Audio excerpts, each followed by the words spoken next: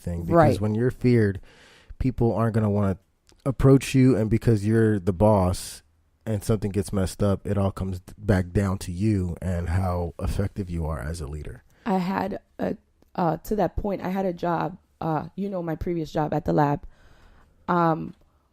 where literally everything we're talking about in this podcast happened. So there was the double standard, where I wasn't a sales associate. I was a corporate assistant. You had these sales associates, and we would all get invited to these dinners, and the guys were just there to drink and, bust it up. We were there to entertain them. You were the eye candy. We were the eye candy, the arm candy, I had 3 female supervisors. I worked 2 different roles. So I had 3 different female supervisors, but they were under the CEO, who was a man. And they didn't breathe without his permission. And one day, like in one of the back and forths that I had with this boss, the reason I left the job was because it was just not a healthy, mentally, physically, or emotionally healthy work environment. But he told me that if he asked either of the 3 supervisors to leave their husbands for him, they would, because they're that devoted to him and the company that he comes first. And it's like, he's drunk with power. Yeah, it was a drop of power. So he would put you down. I've seen him put, and by people I mean female employees, because I've never seen him speak the way he's spoken to these women and to myself. I've never seen him speak that way to any other male in the company. But because they paid so well, there were different incentives. He felt the need that he could treat you the way he wanted to treat you because you're below him. I was asked, and this is an example, I was asked to go to a dinner one night, but I had to finish all my work. I didn't get done with all the projects until 7 p.m. And I texted one of my supervisors, I'm not going to be able to make it because I'm tired. I had to be at work early the next morning, and I live far. It was too much, The next day he comes in, and I got in trouble for not showing up, because who was going to take all the pictures? Who was going to be, And that's not in your job description. It's not. And you see it in movies where it's like, oh my God, they're over exaggerating the work environment. Like, bosses really don't expect their female employees to be this way. And until I worked at that job, I didn't believe that shit was real. I thought it was like, oh, damn, like, I get it. They're trying to, spread word on this subject. So no, it's really like that. It's crazy. People might hear this and they're like, well, all she really has to do is report him to HR. Or we didn't have an HR department. Oh, see, well, but even if you did, people would say all you would have to do, there's avenues where you can go, you can file a lawsuit, you can do all these things. But it's like, yeah, that might be true. In a lot of cases, HR won't do anything. In a lot of cases, that'll just blackball in a sense, the victim, right, or the person being, I could have gotten harassed. Fired. He threatened to fire me. See, that's what I'm saying. And even if you had a lawsuit, it's like, why do you have to go through all of that to be treated as a human? Not even an equal, just like as a decent person. Yeah. I'm not scum on the bottom of your shoe. What was I gonna say? It all ties back down to literally everything we talked about in the podcast. The whole double standard thing. Both men and women were invited. Both of us were required to come to these dinners, but the women had to sit pretty. While the men were up and doing this. We were held to a that. different standard. We were held to a different standard. We went to a dinner. It was a charity event. And it's like, you're required to go to. It's not even an option. So it was on my birthday. I had already made plans, but again, my job was on the line. And they made it very clear that your job is on the line. I show up, I get all dolled up. It was my birthday, so I had plans afterwards. And, I go to the event. He's there with one of his favorite, other male employees. They dip early to go smoke cigars, and then they meet us at a bar afterward. I go to the bar afterward. I stay for a little bit, and then I leave because I had, birthday plans. That was on a Saturday. Monday, I come into work, and I get pulled into one of my female supervisors' office, and she tells me that it was brought to her attention by the CEO that I felt as if though I was better than them on Saturday because there was, and I asked, did I say something to offend anyone? Was there a mannerism that I did? Did I act a certain way?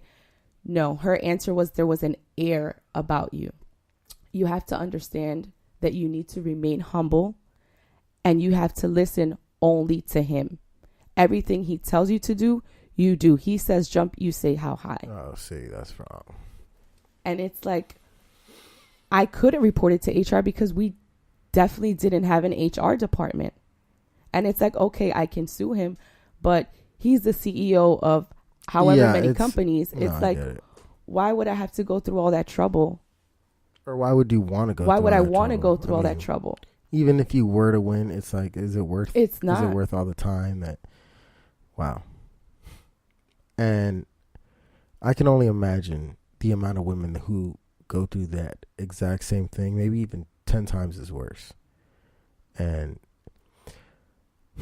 that's super upsetting to hear. I know that some people would say, going back to double standards, it's like you can't compare the two because what you can get with your looks or the benefits you can get for being a woman do not outweigh the benefits you get as being treated as an equal person.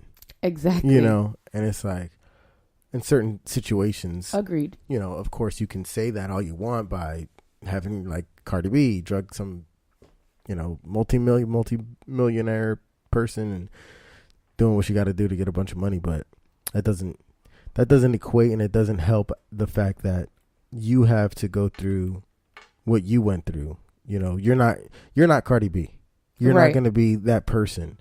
And not a lot of people are. It takes, a certain amount of people who really kind of go through that to. Right. It's just. It's scary to know that it happens, like you said, to more women and worse. Like some women actually have to do things in order to keep their job.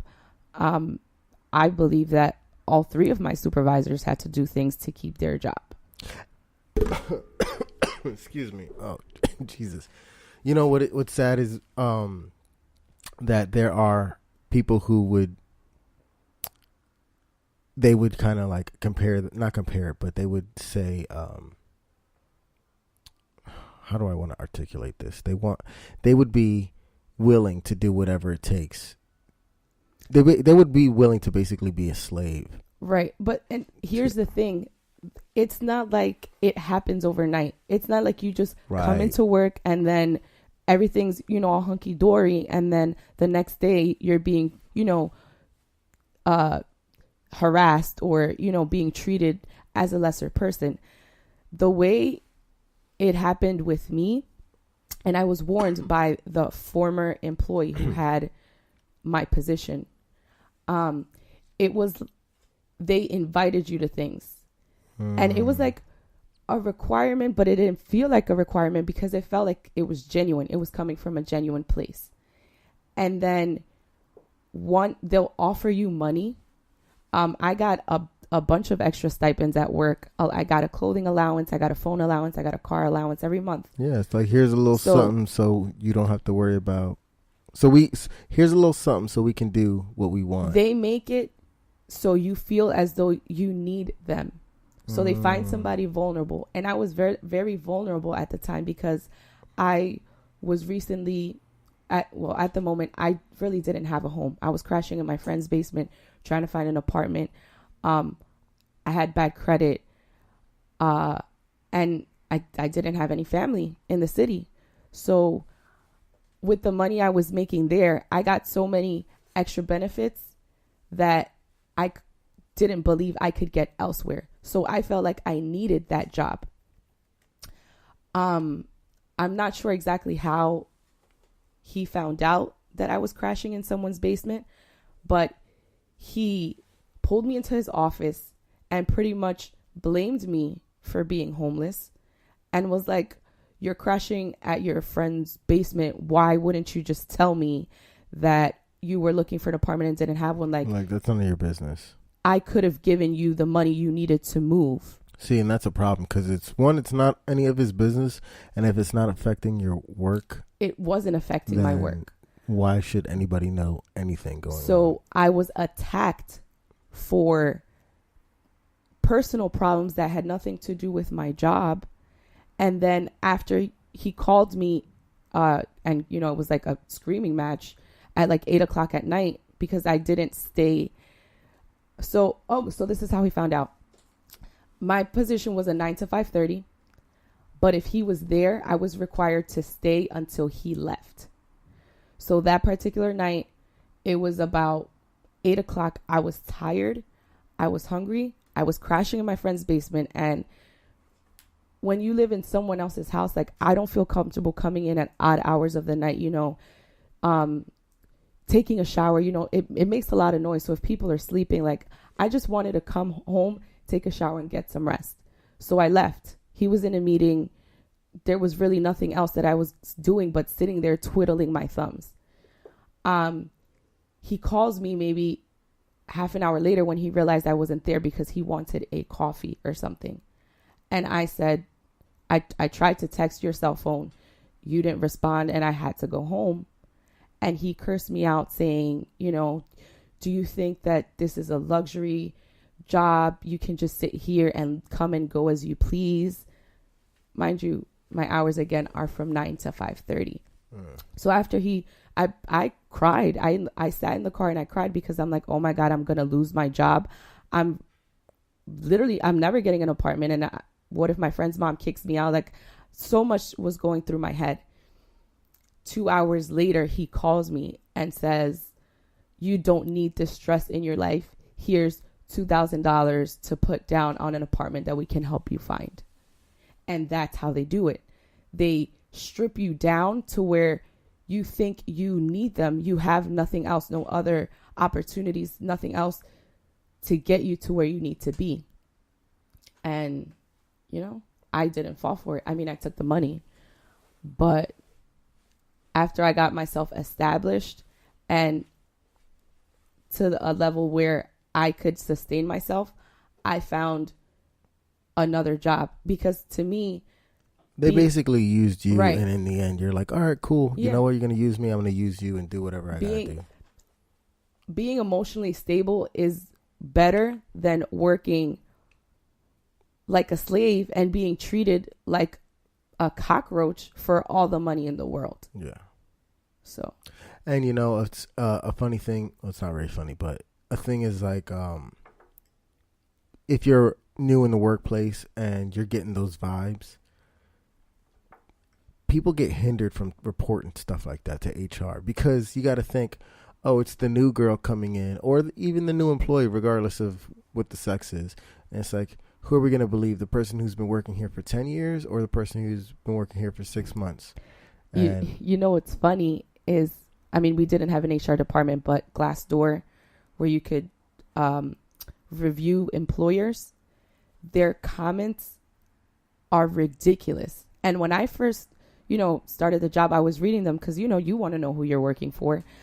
And I'm like, wow, they had some really petty past employees. Like, there's no way any of this is real. Yeah, when it comes to reviews, their reviews are supposed to be, this is what a majority of people think of a place, and they give their opinion on it. But a lot of times, I try to look at negative reviews, because sometimes the negative reviews will be the very few negative reviews, and they'll be over something petty. Because, Right. you know, for example, a restaurant didn't have a dish that they